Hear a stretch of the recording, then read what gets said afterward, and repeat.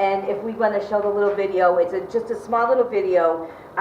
It's about the Inclusive Concurrent Enrollment Program. And the Inclusive Concurrent Enrollment Program is a state-funded grant that allows for colleges and schools to create a partnership and allows for students ages 18 to 22 to the opportunity to participate in inclusive college courses that coincide with their strengths, preferences, and interests, and as part of their transition.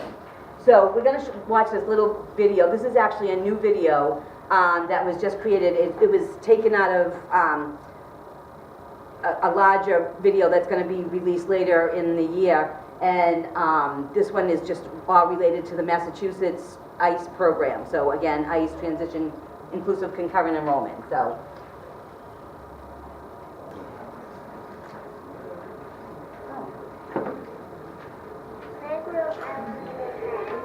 I want to be a fireman, because there are kittens, ninja, and a super spy, a doctor. I'll be a fighter, a singer, an animal doctor. I love animals. So if you want to be a vet, what do you need to do? Go to college. To go to college. I'm just still going to go to college and go to school. Go to college. You need to study hard and listen hard. What do you think would happen if you didn't go to college? I won't get a job.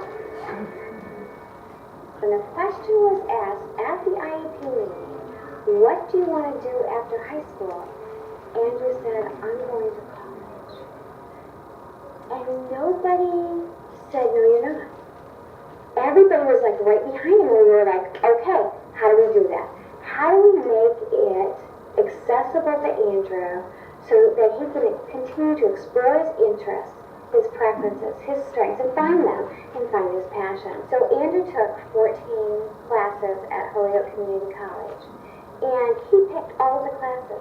No one asked me. No one listened to me. I had no voice there. It was all Andrew.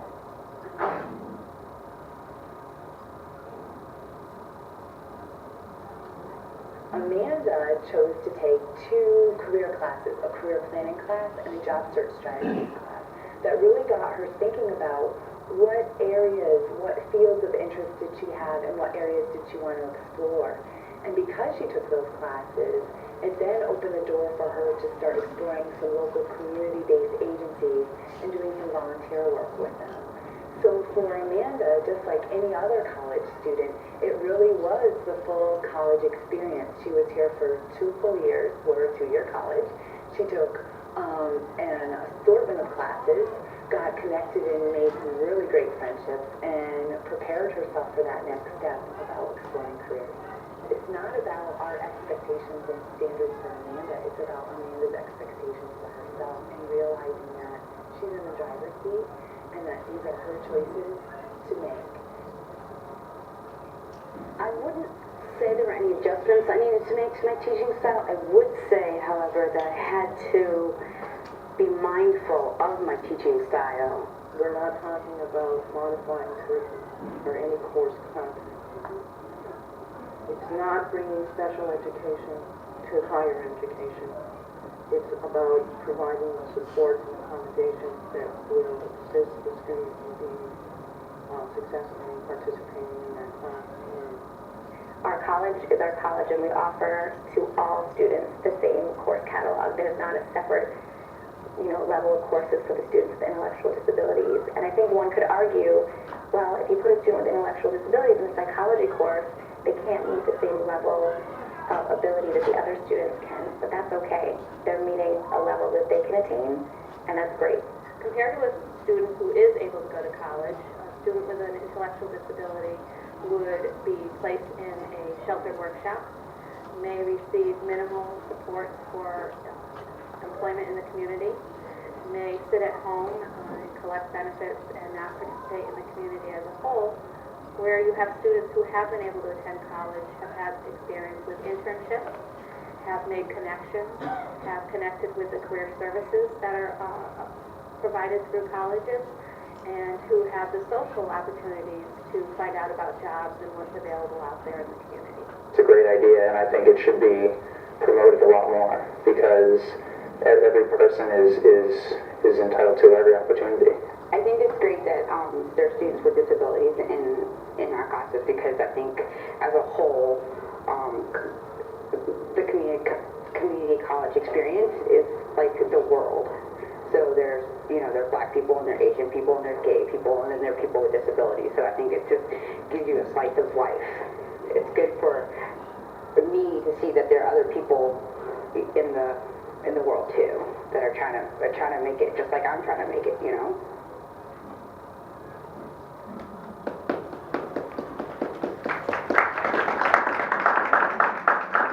So the full video will be on the Think College website later down the line, and that includes other colleges in other states as well. So we cut and pasted, not we, but Think College did, ICI, cut and pasted just the Massachusetts stuff out of it and put it together. And there is another video on our website as well that talks about the Inclusive Concurrent Enrollment, but it's a little bit older, so, but it's still relevant, although there's more colleges participating now. So I'm gonna let. What's the acronym again? Well, so it's the Inclusive Concurrent Enrollment, and it's ICE, ICE. Yeah. You're about to get a handout, all about it.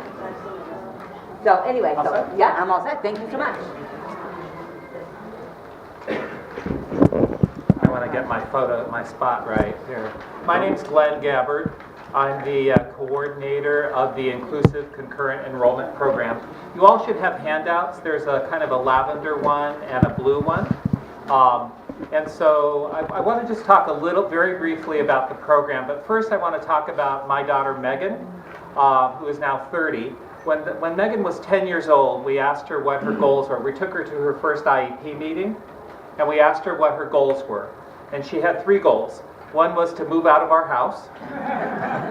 The second was to get married, and the third one was to go to college. So we tried to make those 3 things happen.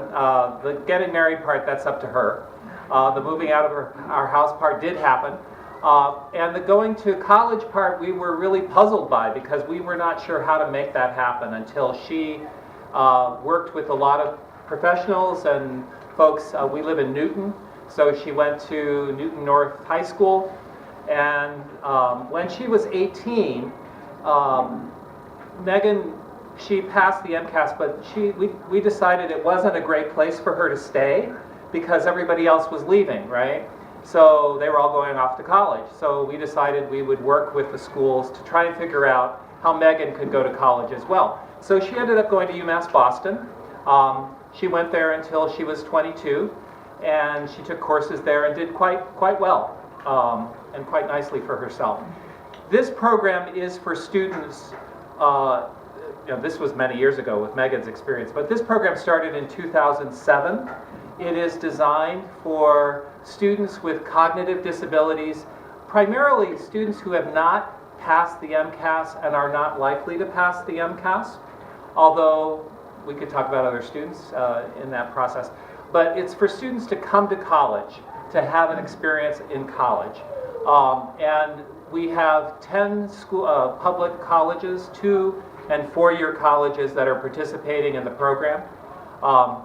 They include UMass Boston, Roxbury Community College, Mass Bay Community College. Those are all colleges that have worked with BPS and have taken students in. We are working across the state to expand the program, and students are coming from all different kinds of districts across the state. So if you are interested in thinking through how to participate in the program, I would encourage you to talk. I mean, you've gotten some great advice already about thinking about the transition plan when your children are 14. I would encourage you to think about college as an option. Students are taking a variety of different courses across the Commonwealth. This morning I was at UMass Amherst, where a student was in a dance class, and he uses a wheelchair, and it was a very cool thing to watch. We also have students who are taking, my favorite one is Intro to Turf Management. This is a student who's very interested in the marching bands, and so he's taking a course on how to maintain fields, right? So where marching bands march.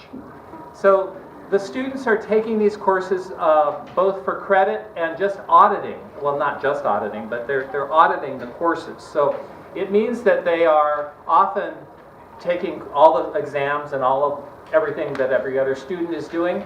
Sometimes they are changing the requirements for the course a little bit if they're auditing, so that they don't have a lot of pressure. They are participating in clubs. They work with student mentors who are themselves non-disabled students at these colleges and universities. We've had a lot of great feedback from both faculty and students who have had the opportunity of meeting students like your children. So, and they've told us, one faculty member told me he did not know anybody with a cognitive disability, so he knew that his students probably didn't either. So it was time for them to meet these people and to get to know them. So one of the key things about the program in Massachusetts is the word inclusive. And it's really important. These programs are developing all across the country, but many of them are programs that kind of use the college as a space for doing education and social development, but it's kind of, the students all travel together, right? So it's a sort of a separate program that happens on a college campus. Massachusetts is taking the lead in providing inclusive opportunities for students in colleges, which means that these students are in regular classrooms. They're getting support from educational coaches that happen outside the classroom. They're taking part in regular social activities along with all of the other college students that are there. I was at a college last week where they were about to start a boxing class in the fitness center. So there were students from all across that college taking this class, including students from this program. So it's a very important commitment of this program, and one that I'd encourage you to think about as you plan for transition.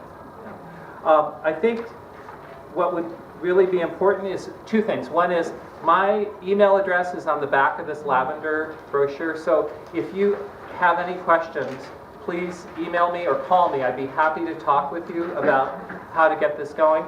If you're interested, it would be useful to talk with your planning team at your school or wherever you're doing your district planning. So however you're working through the transition process, you may want to talk about this and see this as an option for you. Yeah. So I don't have a lot of time, but I just wanted to ask if you had you had a question. Yeah. Did you? I was inquiring about the acronym. Oh, yeah. But you've already answered that. Yeah. Okay. Any other questions or things you'd like to know more about? Yeah. Now, if I was to take it a step lower than just into college, when they're transitioning into high school, yeah. Where do we begin in that world? Oh. In terms of networking through, because I have a parent here that has a son who's on the spectrum, and she's now venturing into this world, and we ran into a lot of voicemails, and we ran into a lot of "I'll get back to you." Okay. And time is like near. And this is just about transition out of high school. I know transition into high school. Oh, into high school. It might be something that she can get information about here. Okay. Yes, and there are a number of people here that you could be in touch with. Okay. And who would be the best? Diane, do you want to? Okay. Thank Yeah, you. Diane would be the best person. Yeah. Great. Other questions or comments? Yeah, please be in touch. I'd love to talk with you more about this. Thank you.